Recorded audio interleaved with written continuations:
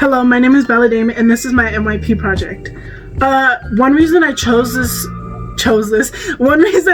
do this project on Taekwondo is because it's become a timely habit for me. It really has. I've been doing this for 2 years now, 2 to 3, a couple, right? And I just wanted to share a little piece of my life that not everybody knows about me, especially strangers, because they're strangers, they don't know me at all.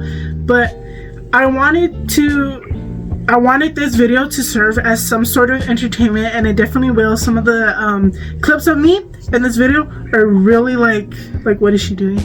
But yeah, I also wanted this video to serve as some sort of self-reflection. I definitely did a lot of self-reflecting after watching some of these clips for my project, and I was like, what am I doing? But yeah. But before we get started, I want you to meet 2 people that make it possible. They're always there for me, and they have taught me so much since I started Taekwondo. My name is Noel Davis. I'm the Taekwondo instructor at Dande. I've been doing martial arts for about 35 years. I'm a 5th degree black belt, and favorite part of doing Taekwondo is actually teaching. Getting to meet different students and encouraging them to do better. Hello, my name is Alyssa Ibarra.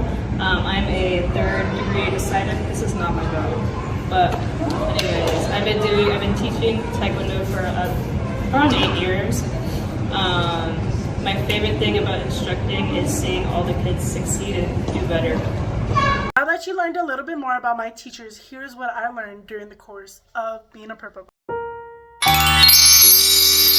I'm going to be demonstrating my yellow stripe, which is one of the requirements for testing. Your yellow stripe is combos and evades 4 purple belts. 1 evade 2. 2 evade 3. 1 evade 4. 4 evade 2. 2 evade 3, evade 2. 1 evade 3, evade 4.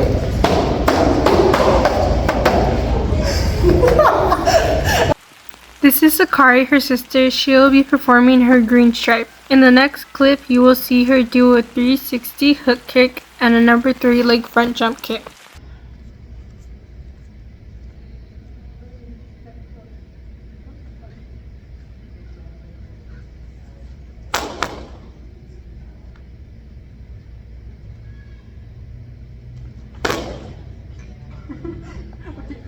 In the next clip you're about to see, I will perform my blue stripe, the belt pattern, Jung-gun. Jung-gun has 32 movements and is named after the Korean patriot who assassinated the Japanese dictator and was executed for his act of freedom.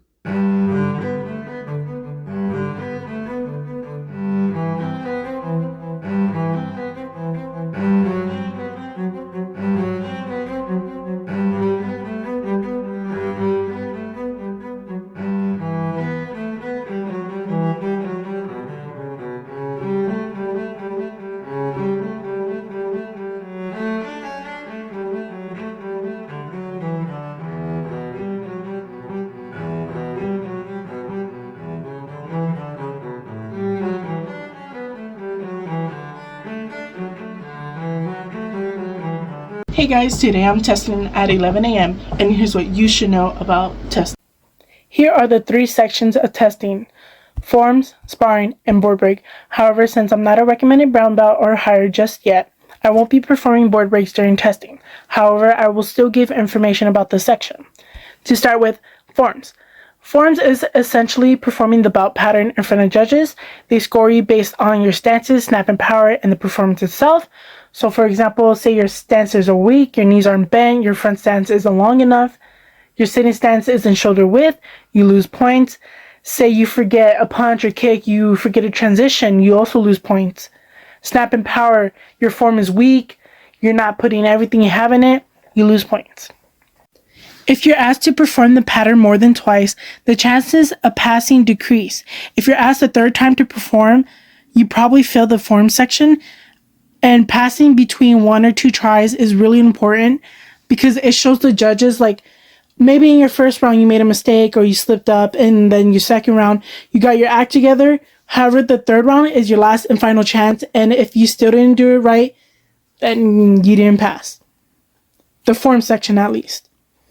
Third, after completing the form, the judges will ask you background information about the form or the pattern. For example, like how many movements are there, what is the origin of the form, so like a little bit of background about the name, what is the name of the form. And usually when you perform the pattern, you go up with another person or two, so you're not expected to answer all three of the questions. Next is sparring. Sparring is a little bit unique than the forms because it's based on the fighter. And you'll see why.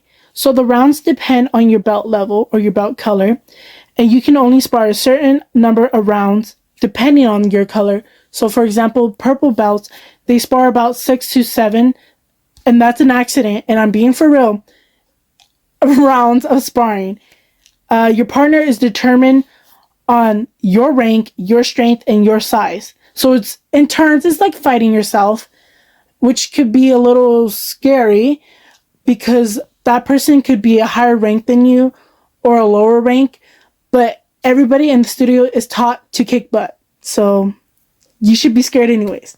And the time, everyone is given 1 minute and 30 seconds to land as much hits as possible, kicks and punches, while keeping light contact. If you go a little bit harder, you do lose points. You hit the face, you hit the back, you do lose points on that. The next section of testing is board breaks. Board breaks, it's a little unique. It's a little different as well. There's two techniques you can break the board with, foot and hand. With foot, you must break the board with the foot technique, which could be a kick, a front kick, side kicks. Those are very common kicks. It could also be a spin or a jump kick. A hand, it must be a hand technique. So that's like a palm strike, a hammer fist, or an elbow. But the size does depend on the person and the belt color. So the board size varies also on your age. For example, a 15-year-old must break 3/4 of a wooden board. For senior red belts, they must break 2 boards stacked together, and it's 2 inches. So that's about 4 inches, which is really insane. And it's honestly crazy because as you go up in ranks, you're expected to break more boards, not just thicker, but more boards. Like 1 and 2, that's like brown belt. But black belts, they're expected to do much more. Senior red, they also have to break the board with a certain technique as well. Their foot technique is a step through side kick. For me, that's pretty easy. I actually like that one. I've never broken a board with it though. Their hand technique, I'm not sure, but it just gets a little crazy. Hey guys, I'm now fully in my full uniform. So I'm wearing the coat or the gi. I'm wearing the shirt and I'm wearing the pants. I usually do tie my coat at the studio, so I'll see you guys there. What I have right in front of me is my regular Taekwondo shirt, which is a branded studio shirt. And then we have some martial arts pants, which are black. Something that I find really unique is like when you start out in my studio, your pants are white and so is your coat. And the white basically symbolizes your beginner status. But when you earn your recommended purple belt, that's when your pants and coat become black. And right here we have the coat or the gi. Yes, it's still on a hanger because I just took it out of my closet. But here is the black gi. This is what you get when you're recommended purple, and then you have the white gi under it when I was a white belt to a blue belt. So that's pretty much it. To tie this thing, it's pretty odd. You have your strings, and this one, you tie it from the inside. So it's a really odd thing. But that is the full uniform. It's the pants, the shirt, and this. You can wear the full thing to class. However, I don't wear the coat. The coat you only wear for testing, which I have to wear. And then you also wear the coat for the belting ceremony, which you see later in the video. But that's pretty much it on the uniform. It's just pants, shirt, and the gi.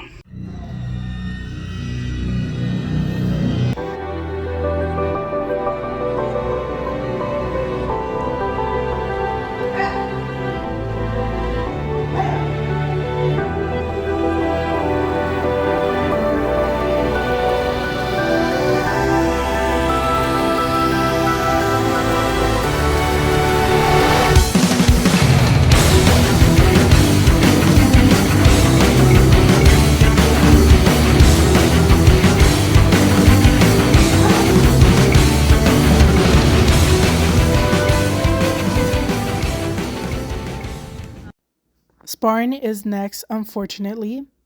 The first video is me sparring with my sister.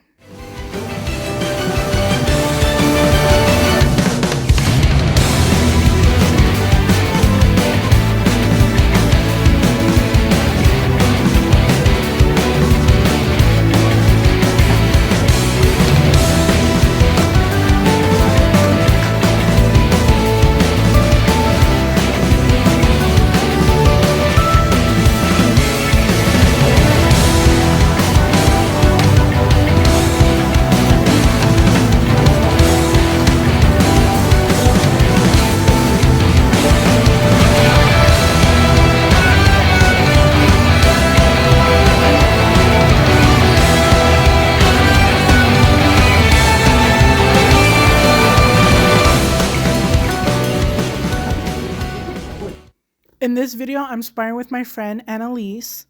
This video is also really long, so I apologize.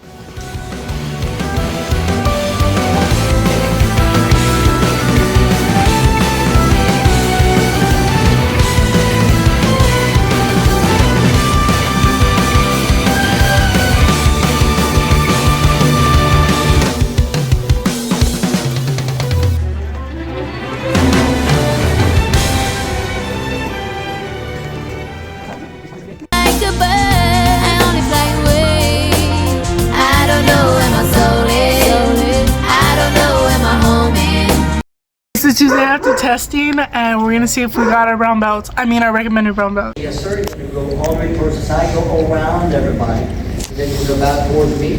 Say thank you, sir. And back to this car, same thing. And then hand your own belt. A couple choices, either put it back in your bag or hand it to your parents.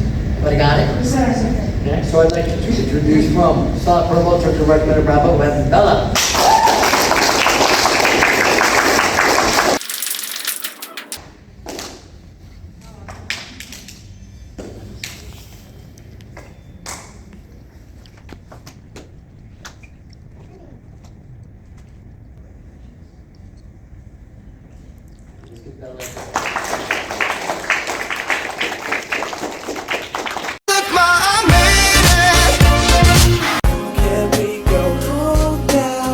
Self-reflection corner. I'm here with my sister, Hi, my name is Akari.